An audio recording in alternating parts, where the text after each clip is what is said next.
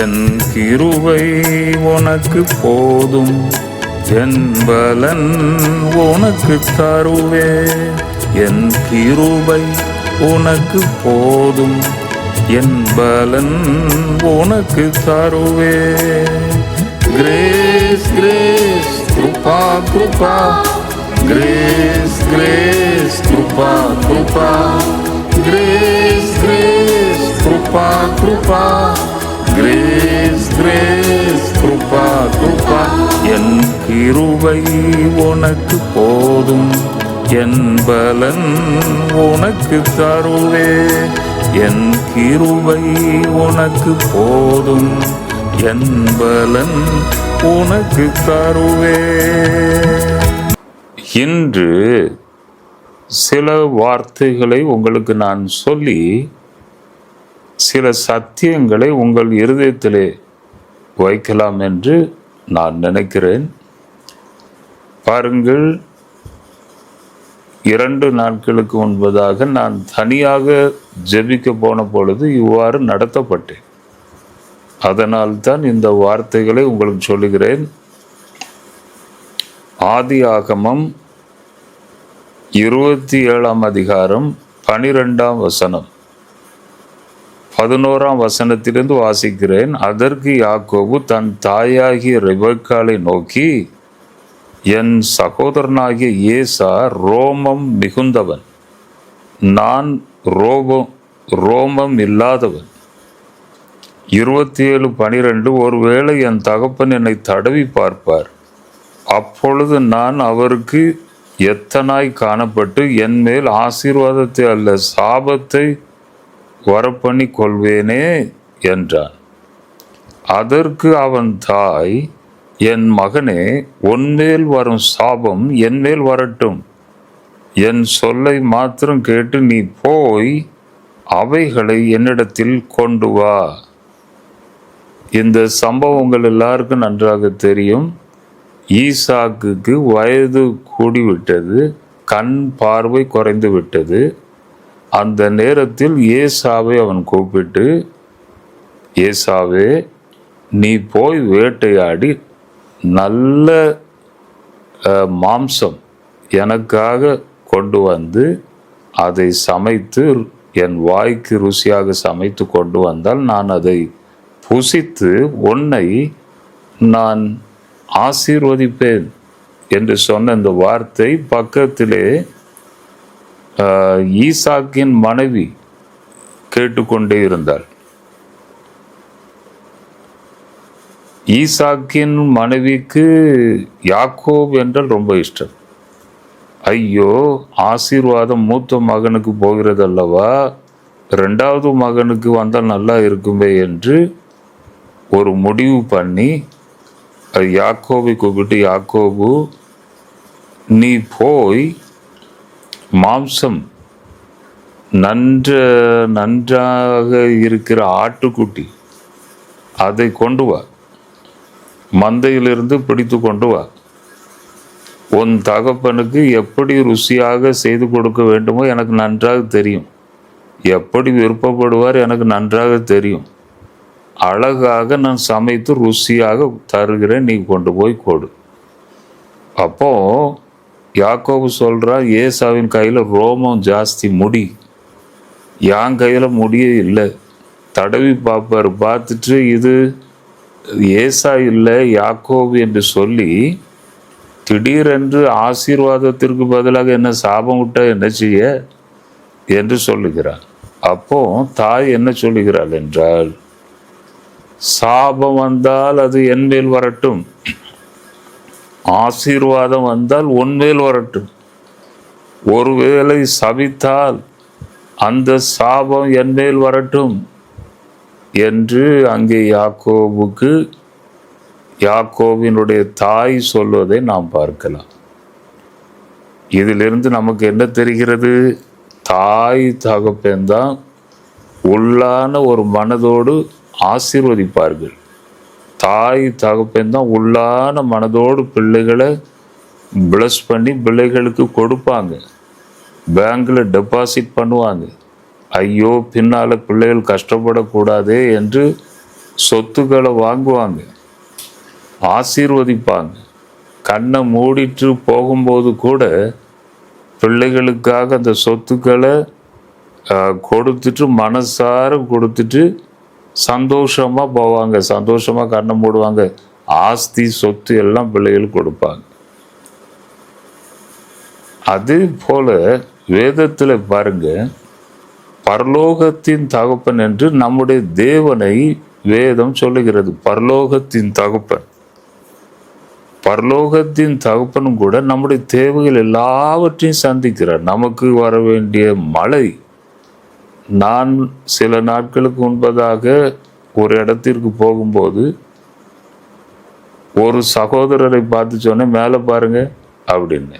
அவர் மேலே பார்த்தார், ஒன்றும் இல்லையே மேலே அப்படின்னார். பாருங்க, சாயந்தரத்துக்குள்ள மேகம் வரும், கருன்னு மேகம் வந்து இருட்டாகி மேலே இருந்து ஃபுல்லாக தண்ணி, மழை பெய்யும். ஆச்சரியமா இல்லையா என்று கேட்டேன். ஆச்சரியமா இருக்கு பிரதர் என்று சொன்னார். சூரியன் வருது போகுது, ஆச்சரியமா இல்லையா? சந்திரன் வருது போகுது, ஆச்சரியமா இல்லையா? மரங்கள் தன்னால் வளருது, கனி கொடுக்குது, தானியம் வளருது, நமக்கு சாப்பாடு கொடுக்குது. எல்லாம் பரலோகத்தின் தகப்பன் எல்லாவற்றையும் சந்திக்கிறார். பரலோகத்தின் தகப்பன் அவரும் உள்ளான மனதோடு நம்மளை ஆசீர்வதிக்கிறார்.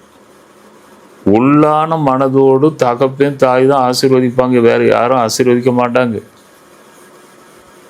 ஊழிய விஷயத்திலும் பாருங்க, உள்ளான மனதோடு வாயை திறந்து தேவனே இந்த நபரை ஆசீர்வதியா என்று யாரும் சொல்ல மாட்டாங்க. நான் சொல்றேன்ல, தகப்பன் உள்ளம் தாய் உள்ளம் இருக்கிறவங்க தான் அப்படி செய்வாங்க, எல்லாரும் செய்ய மாட்டாங்க. ஒருவேளை வாயினால ஆண்டவரே ஆசீர்வதினாலும் உள்ளத்துல வேற மாதிரி இருக்கும், அப்படி செய்ய மாட்டாங்க. தகப்பன் தான், இல்லைன்னா பரலோகத்தின் தகப்பன் தான். இந்த ரெண்டு தான். பாருங்க, எலிசா கேட்குறான், ஐயா உமக்குள் இருக்கிற வரம் 2 மடங்கு வேணும்.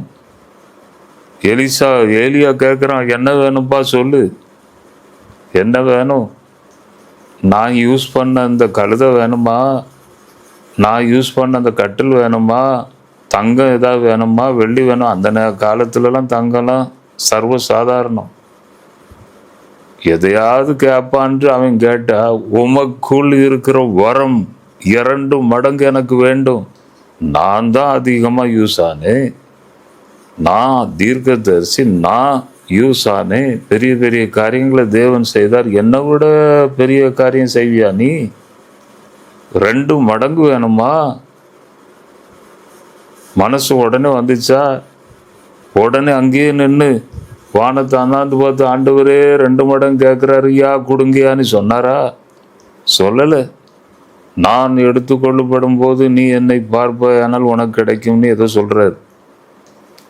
அந்த உள்ளான மனதில் ஆசீர்வதிக்கிறதுக்கு அங்க ஒன்றும் அப்படிப்பட்ட ஒரு சந்தர்ப்பம் அங்க தெரியல. அதான் சொல்றேன், யாரா இருந்தாலும் தகப்பனுடைய மனம் இருக்கிறவங்க தான் உள்ளத்தின் ஆழத்திலிருந்து ஆசீர்வதிப்பாங்க. இயேசுவும் பாருங்க, உள்ளத்தின் ஆழத்திலிருந்து ஆசீர்வதிச்சார். என்னை விட அதிகமாக என் பிள்ளைகள் பயன்படணும், நான் செய்கிறதை விட இன்னும் அதிகமாக செய்யணும் என்று தகப்பன் தான் நமக்கு சொன்னார். நம்முடைய பரலோகத்தின் தகப்பன் அவர்தான் உள்ளான மனதோடு நம்மளை ஆசீர்வதிக்கிற தேவன். அதனால இன்று இந்த பரலோகத்தின் தகப்பன் நீங்க உங்க சொந்த ரட்சகராக ஏற்றுக்கொள்ள வேண்டும். தேவன்னா யார்? ஒவ்வொருவருக்கும் ஒவ்வொரு நம்பிக்கை உண்டு.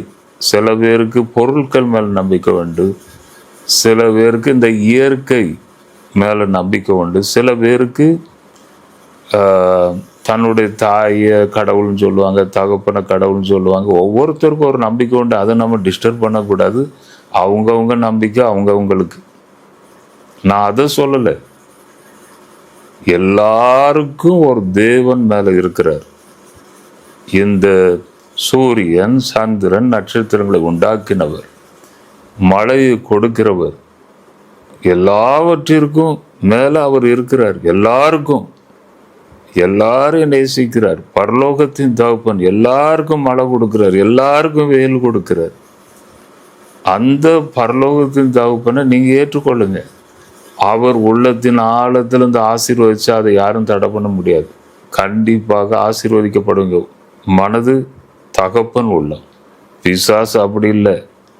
அவன் கொல்லுவதற்கும் உங்களை அழிப்பதற்கும் அதற்காக வருகிறான். திருடன். அவன் பேரை திருடன். இயேசு சொல்றார், திருடன நீ, உங்ககிட்ட என்ன இருக்கோ அதை திருடிட்டு போயிடுவான். இயேசு அப்படி இல்லை. தன் ரத்தத்தையே சிந்தி தன்னையே ஒப்பு கொடுத்தார். அதனால சிலுவையில் போய் இயேசு தன் ரத்தத்தை சிந்தினதுக்கு அர்த்தம் என்ன? எல்லா சாபத்தையும் நான் ஏற்றுக்கொள்கிறேன் அப்பா. பிதாவே, எல்லா பாவங்களையும் என் மேல நான் சுமந்து கொள்றேன் ஐயா. அவர்களுக்கு வர வேண்டிய தண்டனையை நான் எடுத்துக்கிடுறேன் ஐயா. சிலுவைக்கு போக வேண்டிய அவசியம் கிடையாது. சிலுவைக்கு எதற்கு போனார்? நம்முடைய பாடுகள், நம்முடைய துக்கங்கள் எல்லாவற்றையும் அவர் சுமப்பதற்காக, நமக்காக விலை செலுத்தும்படி அவர் போனார். சிலுவையை விசுவாசத்தோடு பார்க்கிற எந்த ஒரு மனுஷனும் கண்டிப்பாக வெற்றி அடைவான், நினைத்ததை சாதிப்பான். சிலுவையை பார்த்து முற்றிலும் நம்புகிற ஒரு மனுஷன், அந்த தேவாதி தேவனை நாம் ஏற்றுக்கொள்ள வேண்டும். 2000 ஆண்டுகளுக்கு முன்பதாக ஒரு மனிதனாக இந்த உலகத்திற்கு வந்தார். அவர் தான் இயேசு. ஒருவேளை அவர் வரலன்னா நம்ம விசுவாசிக்க மாட்டோம். எங்க இருக்கார் யா கடவுள்? கடவுள் எங்க இருக்கிறார்? இப்படிதான் நம்ம கேட்போம். அவர் மனிதனாய் வந்து உலகத்தில் வாழ்ந்து மரித்து உயிரோடு எழுந்து இன்றும் அந்த கல்லறை அங்கே சாட்சியாக வைக்கப்பட்டிருக்கிற இஸ்ரேல் நாட்டில் எல்லா ஆதாரமும் இருக்கின்றன. ஆதலால் இந்த தேவாதி தேவனை நீங்கள் ஏற்றுக்கொண்டால் கண்டிப்பாக உள்ளத்தின் ஆழத்திலிருந்து ஆசீர்வதிப்பார். மரணத்திற்கு பிறகு கூட உள்ளத்தின் ஆழத்திலிருந்து அவர் சொல்றார், நான் ஒரு ஸ்தலத்தை ஆயத்தம் பண்ண போகிறேன். நான் ஆயத்தம் பண்ணின பிறகு ஒன்றை கொண்டு போவேன். நீ என் கூட தான் இருக்கணும், என்னை விட்டு போகக்கூடாது என்று சொல்லுகிறார்.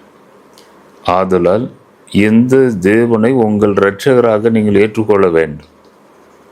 இப்போ காலம் இல்லை, கடைசி கட்டத்திற்கு உலகம் வந்து விட்டது. இயேசு சீக்கிரமாய் வரப்போகிறார். ஆதலால் சீக்கிரமாக அவரை ஏற்றுக்கொண்ட ஒரு பக்கமாய் வருகிறவர்கள் தப்புவிக்கப்படுவார்கள். ஆதலால் உங்களுக்காக நான் ஜெபிக்க போகிறேன். உங்கள் இருதயத்தை அவருக்கு ஒப்பு கொடுத்து, ஒரு தேவன் உண்டு, ஒரு சக்தி உண்டு, எல்லாவற்றையும் அடக்கி ஆளுகிற ஒரு சக்தி இருக்கிறது என்று நன்றாக தெரிகிறது. அதைத்தான் வேதம் சொல்லுகிறது. அந்த சக்தியைத்தான் தேவன் என்று வேதம் விவரிக்கிறது. ஆதலால் என்று நான் ஜெபிக்கும் போது என்னோடு சேர்ந்து நீங்கள் ஜெபம் பண்ணுங்கள். தேவாதி தேவன் உங்களுக்கு, உங்கள் ஃபேமிலி, உங்கள் குடும்பத்திற்கு ஒரு அற்புதத்தை செய்வார். நாம் ஜெபிப்போமா? தேவனே, எங்களுடைய பிரச்சனைகள், எங்களுடைய பாடுகள் எல்லாவற்றையும் சிலுவையில் நீர் சுமந்தீர். நாங்கள் சிலுவையை நோக்கி பார்த்து விசுவாசிக்கிறோம். நாங்கள் சுமக்க வேண்டிய அவசியம் இல்லை, நீர் சுமந்து விட்டீர். நாங்கள் விலை செலுத்த வேண்டிய அவசியம் இல்லை, நீர் விலை செலுத்தி விட்டீர். ஆதலால் அதை விசுவாசிக்கிறோம். என்னோடு இணைந்து ஜெபிக்கிற ஒவ்வொருவரும் விசுவாசிக்கிறார்கள். ஒவ்வொருவரையும் நோக்கிப்பார், அற்புதத்தை செய். இப்பொழுதே வல்லமை இறங்கி வரட்டும். தேவ பிரசன்னம் ஒவ்வொரு வீட்டையும் நிரப்பட்டும், ஒவ்வொரு குடும்பத்தையும் நிரப்பட்டும். இப்பொழுதே வல்லமை இறங்கி வரட்டும். உச்சன் தலையிலிருந்து உள்ளங்கால் வரை தேவ வல்லமை பாய்ந்து செல்லட்டும். இப்பொழுது காத்துக்கொள்ளும் சுவாமி, காத்துக்கொள்ளும் அப்பா. எல்லா நோய்களும் நீங்கட்டும், பலவீனங்கள் நீங்கட்டும். இருளின் ஆவிகள், வேதனையை உண்டு பண்ணுகிற காரியங்கள் இயேசுவின் நாமத்தினால் நீங்கட்டும். இப்பொழுது உதவி செய்யும், வழி நடத்தும் அப்பா. துதி கனம் மகிமையெல்லாம் உமக்கே நான் செலுத்துகிறேன். இயேசு கிறிஸ்துவின் நாமத்தினால் வேண்டிக் கொள்ளுகிறேன் பிதாவே, ஆமென். ஒரு சின்ன அனௌன்ஸ்மெண்ட் இருக்கிறது. இந்த ஜூலை மாதம் 15ஆம் தேதியிலிருந்து 20ஆம் தேதி வரை மலேசியாவில் சில இடங்களில் நான் பேசுகிறேன். 5 இடங்களில் நான் பேசுகிறேன். 5 நாட்கள் ஊழியம். மலேசியாவில் உங்கள் இனத்தவர் யாராவது இருந்தால் கண்டிப்பாக அவர்களுக்கு தெரியப்படுத்துங்கள். அங்கே கூட்டத்திலே வந்து பங்கு கொள்ளும்படி அவர்களுக்கு நீங்கள் சொல்லுங்கள். கோலாலம்பூர் 15 to 20 அற்புத அடையாளங்கள் தேவன் செய்யும்படி நீங்களும் அந்த கூட்டத்திற்காக ஜெபித்துக் கொள்ளுங்கள். தேவன் தாமே உங்களை ஆசீர்வதிப்பாராக. போக்குவரத்து எல்லாவற்றிற்காகவும் நல்ல சுகத்திற்காகவும் எனக்காகவும் நீங்கள் ஜெபித்துக் கொள்ளுங்கள். தேவன் மகிமைப்படட்டும். பெரிய எழுப்புதல் மலேசியா நாட்டிலே உண்டாகட்டும். தேவன் தாமே அப்படியே செய்வாராக. நீங்கள் ஜெபித்துக் கொள்ளுங்கள். God bless you. God bless you. God bless you.